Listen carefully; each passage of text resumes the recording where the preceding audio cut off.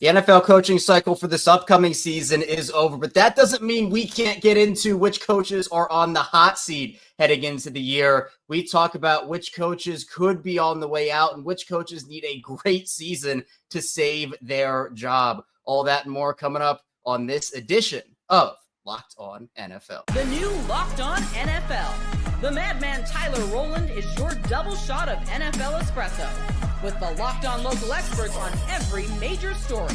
Get ready, Rowland is revving up. The new Locked On NFL starts now. Locked On Podcast Network.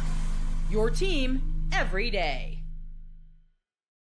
Welcome into Locked On NFL. I am not the madman Tyler Rowland. I am Kevin Ostreicher filling in for Tyler today, but we are still here for you on the Locked On Podcast Network, your team every day. Thanks so much for being here today, making Locked On NFL a part of your day and your first listen each and every single day. We're free and available for you on all podcasting platforms, including in video form on YouTube, where you can like and subscribe to the channel, and in audio form where you can follow along and subscribe as well. We're 5 days a week here for you on Locked On NFL, Monday through Friday, giving you that daily NFL coverage and content. And thank you out there to all the everydayers, the first-time listeners, and if you're somewhere in the middle, thank you as well. Today's episode of Locked On NFL is brought to you by FanDuel. Right now, new customers can get $150 in bonus bets when your first $5 bet wins. Here with me here today on this Thursday, it is NFL expert Michelle Majuk. And Michelle, I love the coaching cycle when it happens for the NFL. There are all these up-and-coming names, which veteran head coaches are going to get another opportunity. We've seen a lot of year-off coaches get opportunities, but that doesn't mean we can't start thinking about the future here and which coaches might be on the hot seat this season. And I think the intriguing thing is there are plenty of names that we can talk about in that regard. Yeah, I mean, actually, it's more interesting right now, I think, because these big names like a Mike Tomlin, who's I feel like is beloved every in season. Like during the season, there's always like a chunk of time where he's absolutely beloved, and then it kind of falls flat on his face every year in the playoffs. So yeah, there's these guys out there that you're kind of just shocked that that the seat's not burning a little bit more for them, and we got to discuss because I think they should have a lot of pressure on them this upcoming season. Yeah, well, Michelle, I don't know if you heard, but the Dolphins and Steelers made a pretty big blast. It's only the biggest story in the NFL right now. This trade that happened between the Steelers and the Dolphins. You got Minka Fitzpatrick heading back to Miami and Jalen Ramsey and Jonnu Smith going to the Steelers. The Dolphins also go out and they bring Darren Waller out of retirement and they add him to their tight end room. But the conversation around Miami right now is so interesting because Mike McDaniel is someone who, to me, is on the hot seat this season. Miami has severely underachieved these past few seasons, and that's a combination of a lot of things. It's not all on Mike McDaniel. I think Tua Tagovailoa with his injury situation and underachieving there. There have been issues with the defense, and it has caused them to, build these almost star-studded veteran teams, but these guys will get injured or they'll underperform. So with this deal, I think Miami's trying to infuse a bit more youth back into their defense with a Minka Fitzpatrick, who, funny enough, was once a disgruntled Miami Dolphins defensive back. And, here he is again. So we'll dive into that. But I want to get your thoughts on McDaniel first before we hear from Kyle Krabs. How long of a runway does he have this season? Or do you think that this is it if Miami doesn't get it together? I do think this is probably it, right? So he's entering his fourth season. They did make the playoffs the first 2 years, but lost in the wild card each of those. So has yet to win a playoff game. And it's just been, I think a lot of it will lie on Tua's health, right? If he deals with another concussion, misses more time, because it's like the offense completely falls apart. It's like Mike McDaniel does seem to be very, very smart and a great play caller, but he can't do it with any other quarterback. And it's not even like Tua's like this elite quarterback. So it is interesting the fall off that does happen. But yeah, it just stinks for them too that they're in the division with the Bills. Like the Bills, you just know are going to finish first, right? So then it's like, do they have enough? I don't think he's a good enough coach to get him over this hump. And I think he'll probably be gone after the season. Yeah, and Kyle Krabs made some interesting points over on Locked On Dolphins about the deal in particular and just where Miami is looking to add to their roster and what types of players they are adding at the moment. So let's hear from Kyle, and then we'll react to that here on the other side. So the return of Minka Fitzpatrick, and we're going to talk about Minka and his role here in this Dolphins secondary, gives you a chance to compete in the here and now. But the financial implications of the trade is where the Dolphins are playing the long game. They're pooling assets. They're choosing not to pay late-stage players big time money. And Johnny Smith got a pay raise today, by the way, but at least now the Dolphins have the clarity on the financing element of this, what they're saving. $7 million in cash. So they offload Jalen, they offload Jonnu, they pay $3 million of Jalen's salary. So do you think this, Michelle, was the right move for their timeline right now, bringing in Minkah? Obviously, look, Jalen wasn't going to be there. It was clear that that relationship had run out, and people were wondering whether they were going to get, even a mid-round pick for him. They turned him and Jonnu into Minkah Fitzpatrick. I think it's fine value for Miami, but I think they have to be thinking not just about this year, but as you mentioned, I think for the future, where it seems like Mike McDaniel might not be a part of it. Yeah, I mean, if they're obviously trying to compete, right, then I think it's a fine trade for them to make because a draft pick right now wouldn't be helping them this season. And I do think it's kind of a wash. Like I like the Steelers side of this trade a bit more. I think Minkah Fitzpatrick got overrated there in the beginning because he kept coming down with those interceptions for his first couple of years with the Steelers. Last 2 years, though, I mean, the interceptions have all but just disappeared. Right. He allows a lot of big chunks plays. I don't think he's like an elite safety still. I don't have like that strong of thoughts on this trade. I just think it's kind of like meh, sure. I don't think it's really going to affect the NFL all that much. Let's talk about the other side of the Blockbuster in the Steelers. You said you like the Steelers side a little bit more, where they do add a player in Jalen Ramsey that I think can help them. He does have versatility. Now, it's not quite the same versatility Minkah has. I think they're different in their own rights, but still a very good run defending corner. And I think in a better situation, I don't think he was used properly in Miami. It could help him flourish back into a player that we know that he is and that I think is still in there. Plus, you get a Jonnu Smith to put next to Pat Freiermuth and Darnell Washington in that offense. But, Michelle, this kind of goes against everything Pittsburgh is known for in the offseason, making these splashy moves where normally they might sit back and make an addition or two, build through the draft. But here you have them trading for DK Metcalf, trading away George Pickens. They're making a lot of moves here. And obviously the whole Aaron Rodgers situation is what it is. How improved do you think Pittsburgh has gotten this offseason with not only this deal, but the other moves they've made? So I'll just put it out there. I'm a Steelers fan. I have been since I've been 12 years old, raised in the Steelers household. I'm sick of them at this moment. It's the same thing every year. They're clearly trying so hard to finally win a playoff game. Mike Tomlin needs to be on the hot seat, but it seems like he's never going to be. But it's been since 2016 since they won a playoff game. An 8-season drought without a playoff win is the second longest drought by any head coach with a single team since 1990. Only Marvin Lewis with the Bengals had a longer drought. We know it never ended up working there with him. Right behind him is Jeff Fisher with the Titans 7 straight seasons. These are the coaches he's with right now. And it's not even like they've even gotten close in the playoffs. I mean, they're just absolutely get tortured every year. They have a negative 82-point differential over their last 6 playoff games. Like, you know exactly what to expect from this team. They're going to go 9-8 or 10-7 and get destroyed in the wild card game. I don't know if Aaron Rodgers and DK Metcalf and Jalen Ramsey actually change that all. I just think it's going to be exactly the same thing. Rinse and repeat every year. They might get off to another hot start. Who knows? And then they might come back down to earth. I mean, you're right. It just feels like clockwork. It's the same story over and over again. Well, Chris Carter of Locked On Steelers, he had some opinions on the Jalen Ramsey deal and the Steelers in particular. So I want to play that clip for us. And then I want to talk about what it would take to get Mike Tomlin fired from this team. So let's listen to Chris here. You're bringing in Jalen Ramsey to play with this defense. It's going to stylistically change what they do. They're going to ask more of their cornerbacks. They're going to have them be more aggressive. I think it's going to lead to more blitzing. It's going to lead to more attacking. And that could be a very different style of defense than we've seen the last couple of years, last 3 years under Terrell Austin, which, again, hasn't been bad. Like, I know people think, oh, well, the Steelers haven't won a playoff game and they haven't won the division the last few years, so they've been a bad defense. They haven't been a bad defense. They've been actually a good defense. They're a top 10. When you're top 10, you're a very good defense.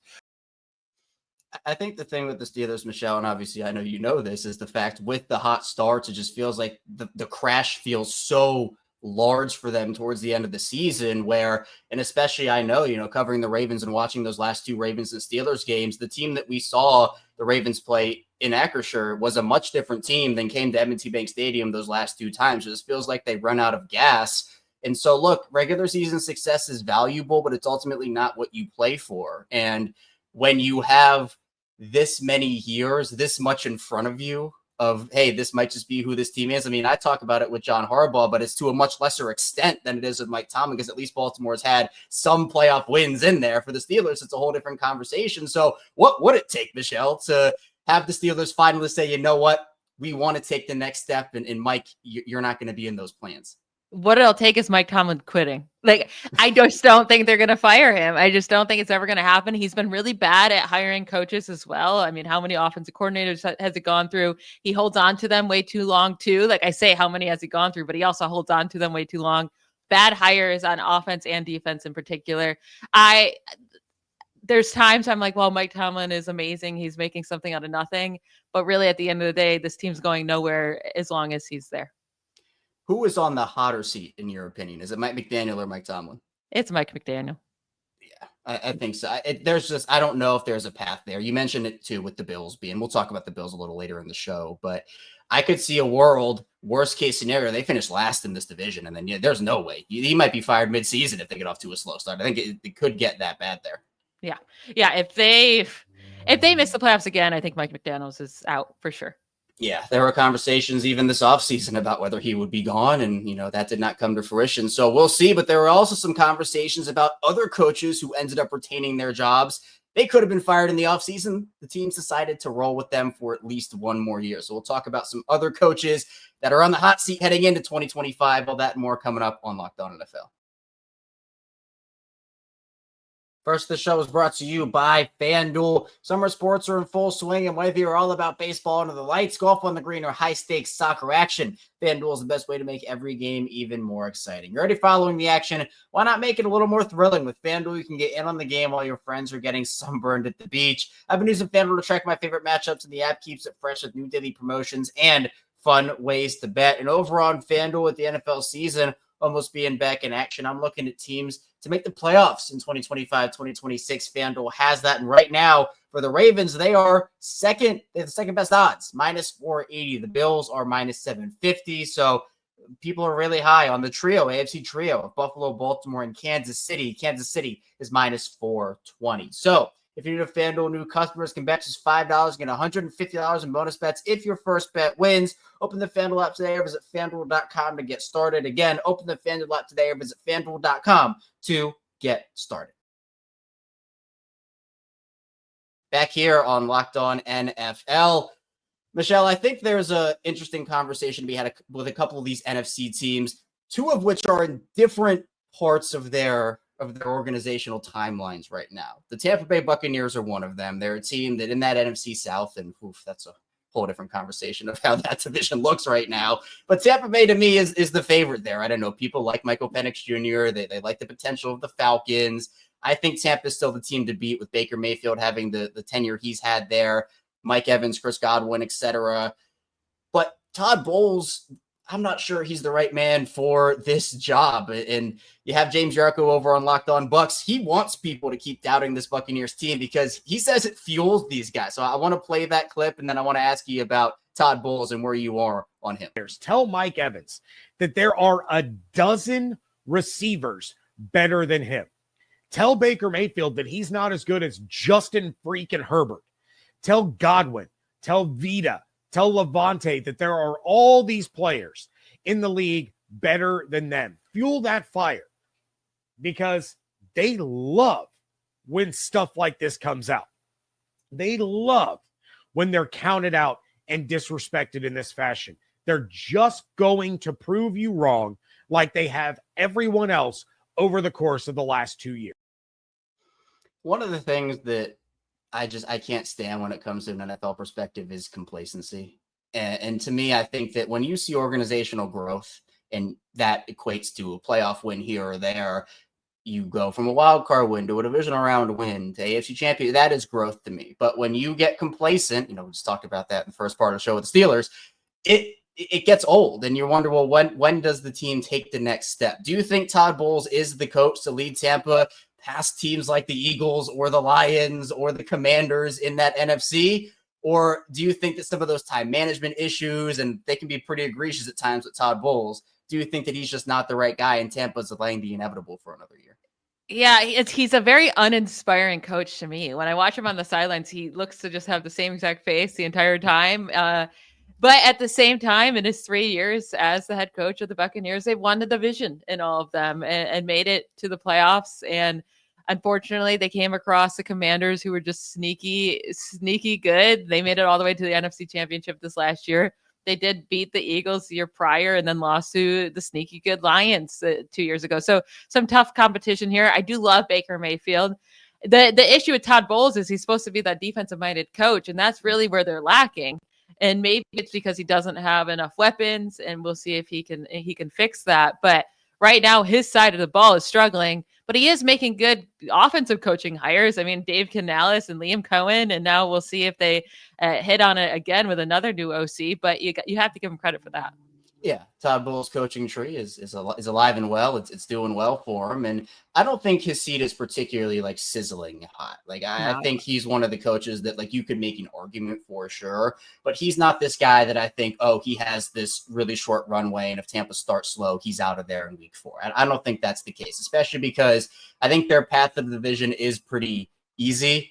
Yeah. But I think that's the thing. If he doesn't win the division, I think that's where those conversations might have to start. And, you know, if Michael Penix gets hot and the Falcons just blow everybody out of the water, it's context, right? There's context to each one of these things. But I think when you talk about a Todd Bowles, I'm fine with them retaining him this offseason. I know there were conversations of, especially with the way that they've gone out in the playoffs, but you mentioned it, like they're losing to these good teams and teams that are up and coming. They have momentum. So I've seen the arguments for firing Bowles. I'm just not there personally right now.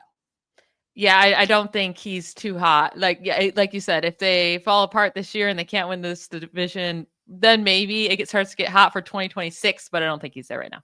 Yeah, not right now. Now, one of the coaches I do think is there right now, personally, Michelle, is Brian Daboll. And this, to me, I've been on the fire Brian Daboll train for the Giants since 2 years ago. I just don't think he's the right man for the job. And one of the reasons why I thought it should have happened this offseason, if not last offseason, was because I don't love when teams draft younger quarterbacks, especially in the first round, and they have a coach there that might get fired. Now, the context here is the Giants did sign Russell Wilson and Jameis Winston, so you do have veterans behind Jackson Dart, but feels like the Giants are confident that Dart could be the guy for them.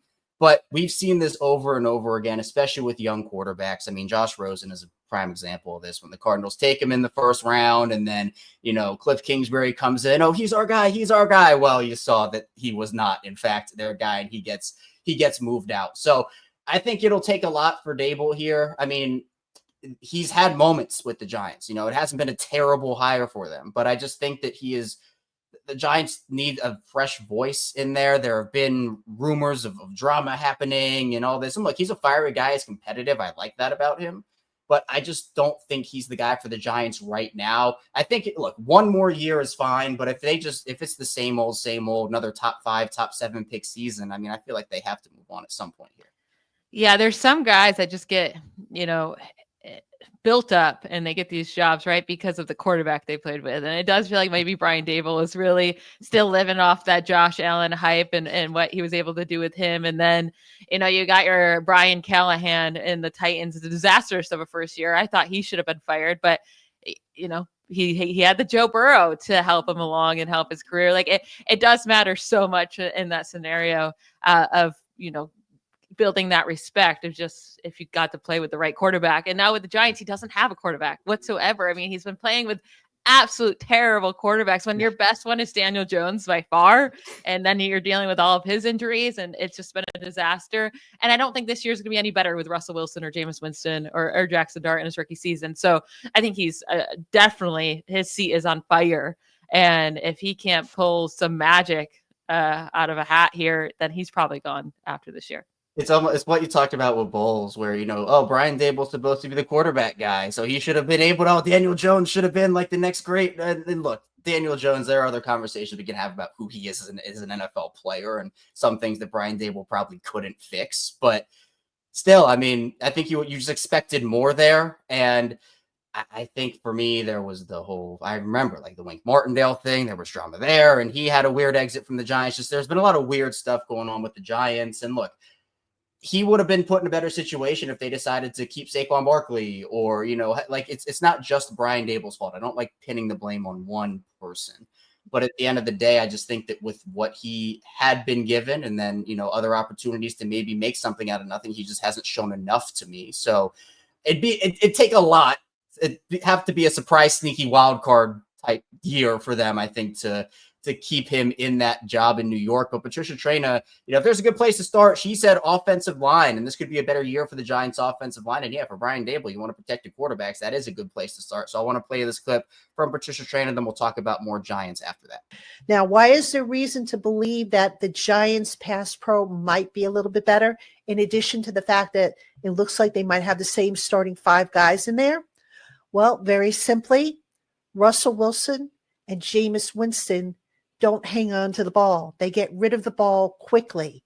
And if you have a quarterback that can drop back, make a quick read, and get the ball out of his hand, chances are your offensive linemen aren't going to be taxed too heavily. They're going to be able to hold their block, and you're going to see a much cleaner game, a much cleaner pocket, just a much cleaner everything in terms of the passing game.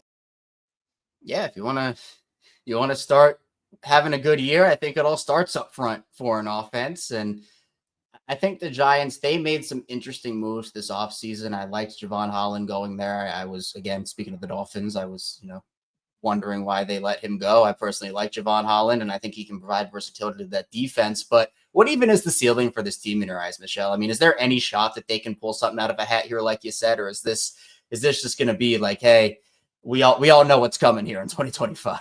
I think we all know what's coming, and they should probably be one of the worst teams in the NFL. They're, unfortunately, I mean, they have to face the Eagles and the Commanders, and it's not like Dallas is an easy win either. So tough division. And if they win more than 6 games, I'll be shocked.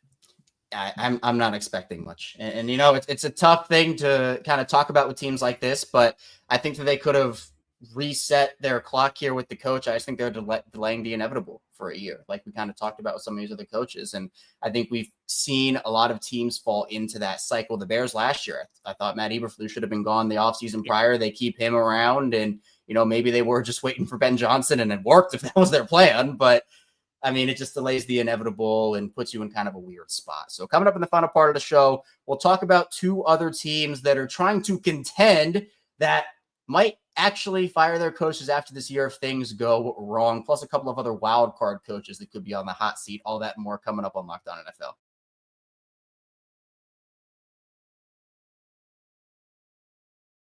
Back on Locked On NFL, we're talking coaches here, coaches on the hot seat in the morning. I'm not Tyler Rowland. I'm filling in for the madman, giving you that double shot of espresso, or at least trying to give you that double shot of espresso here, although no one does it quite like Tyler, Michelle. I think we all know Tyler has that special espresso feel to him. But you can also check out the barbershop in the afternoon with Tony Wiggins. It's a double dose of Locked On NFL every single day.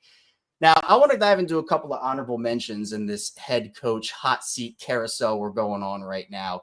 I don't think John Harbaugh from a Ravens side of things is on the hot seat personally, but I do think that's the same conversation-ish with Mike Tomlin. The only difference is that, well, John Harbaugh has actually won some playoff games here. Mike Tomlin has not done that. So in my opinion, I think for the Ravens, and I mentioned the complacency factor, if this is another wild card exit, a divisional round exit, disappointing year for them, I could see there being conversations. Do I think it's likely? No, I don't think it's likely. I don't think his seat is very hot right now. But, at this point, Lamar Jackson is going to be 30 at the end of next season. And that by no means is like, it's not the running back position. Lamar still has plenty of great years ahead of him. But I think with some of the ways they have lost in the playoffs, that has caused some Ravens fans to sour on him. But if you end up moving on from John Harbaugh at some point, you'd have to be pretty sure you could find somebody as good, if not better, because there'd be probably 25 teams lining up out the door to get John Harbaugh in as their next head coach. So, Michelle, what do you think about Baltimore's situation right now?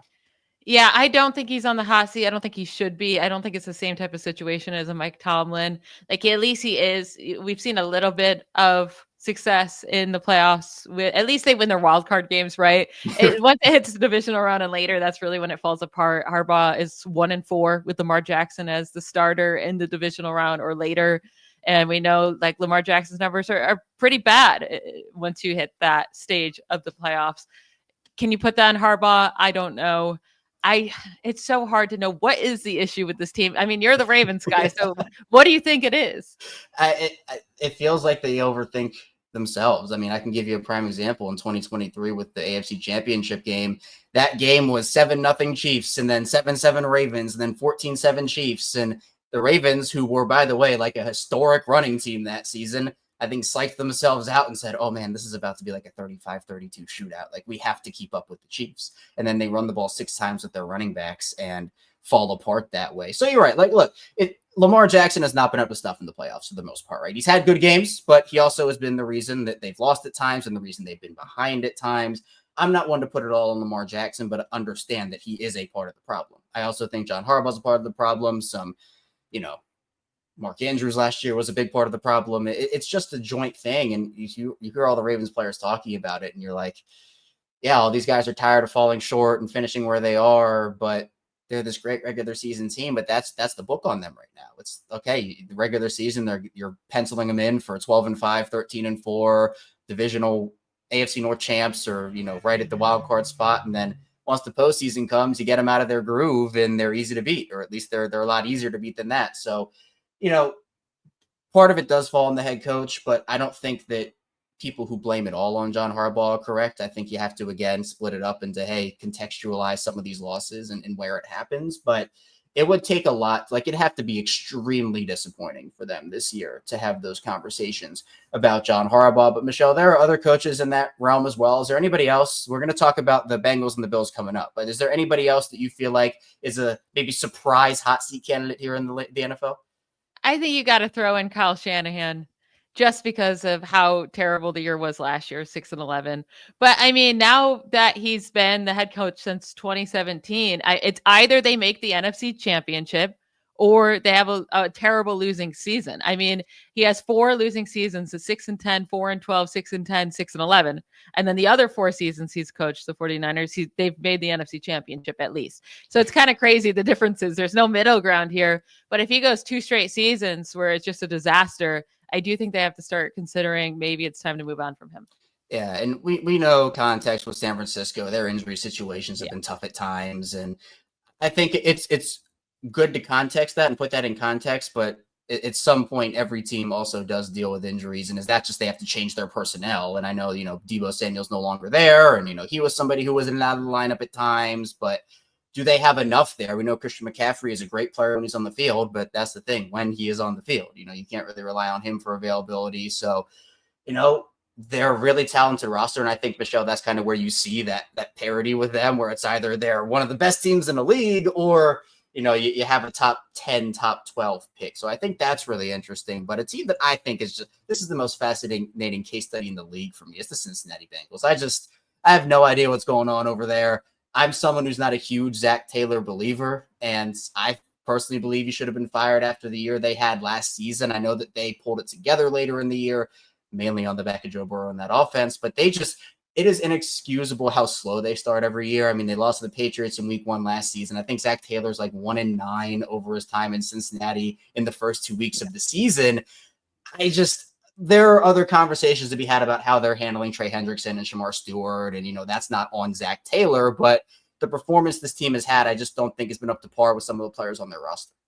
No, it's not at all. Zack Taylor, I don't think he's a good head coach. I think he got really lucky with having Joe Burrow.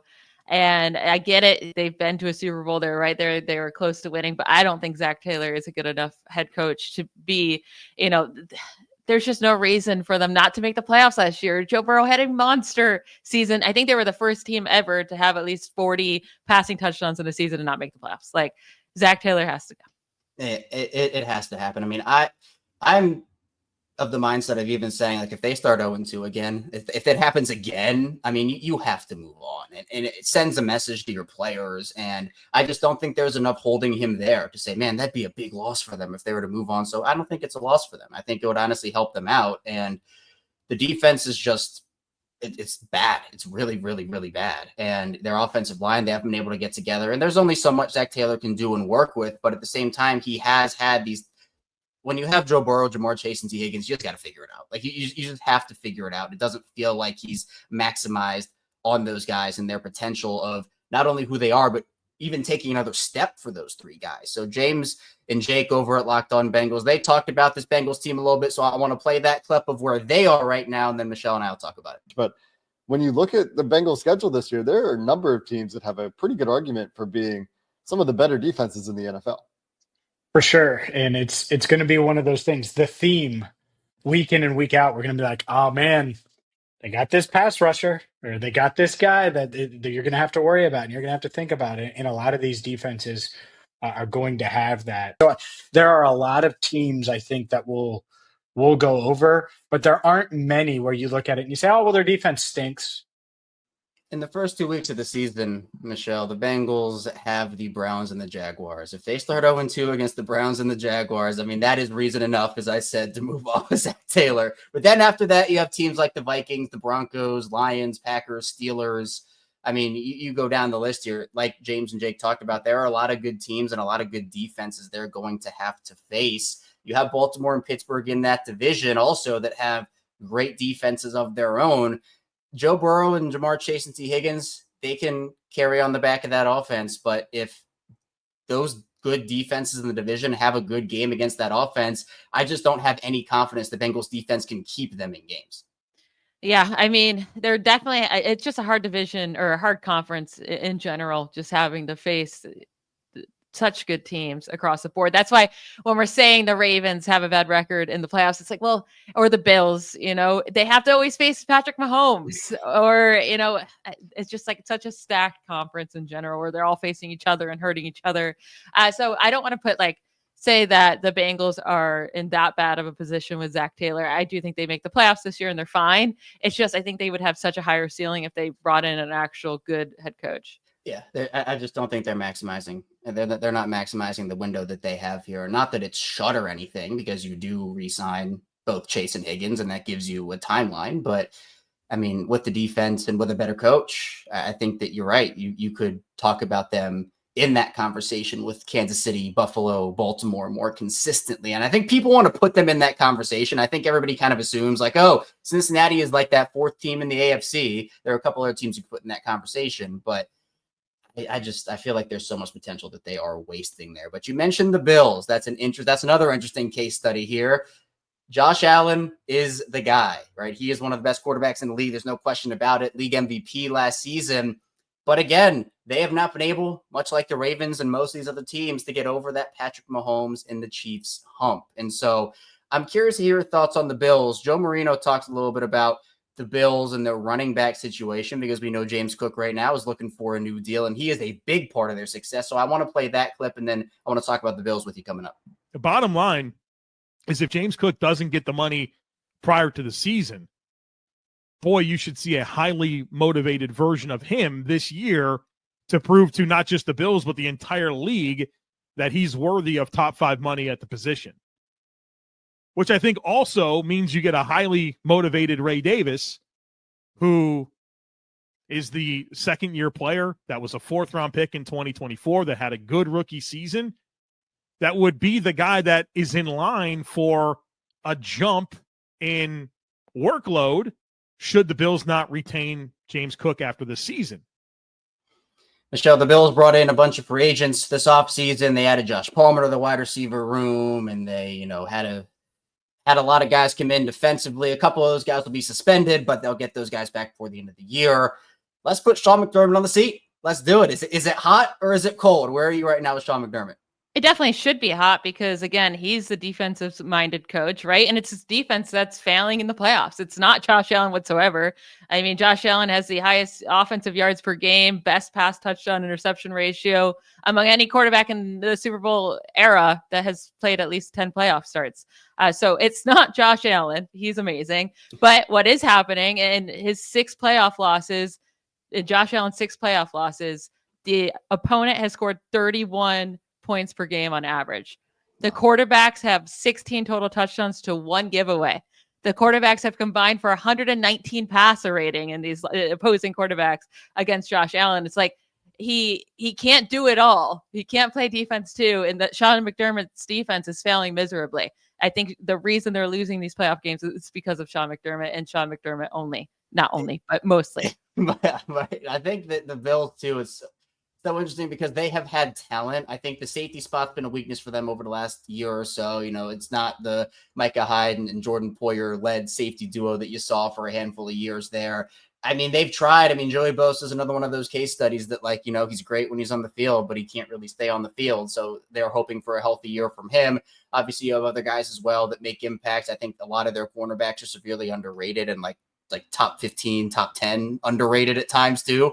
So it's like the pieces are there. It's just like, okay, what's that connector that's not getting connected right now? And I think in a lot of cases, Michelle, you're right. Sean McDermott, you know, you look at it, feels like he could be the guy. So again, disappointing year for Buffalo. I could certainly see a guy like McDermott being on the way out, and what might be a shock to some people, but Michelle, it wouldn't be a shock to us if it ends up happening. But I appreciate you for hopping on with me, Michelle. Appreciate you for joining and talking some football with me. And I appreciate everybody who watched and listened today to Locked On NFL. We'll be back here talking more NFL football as we always do on Locked On NFL. So be sure on the way out, hit the like and subscribe button in video form, follow along in audio form. We'll see you right back here soon on Locked On NFL. Bye, y'all.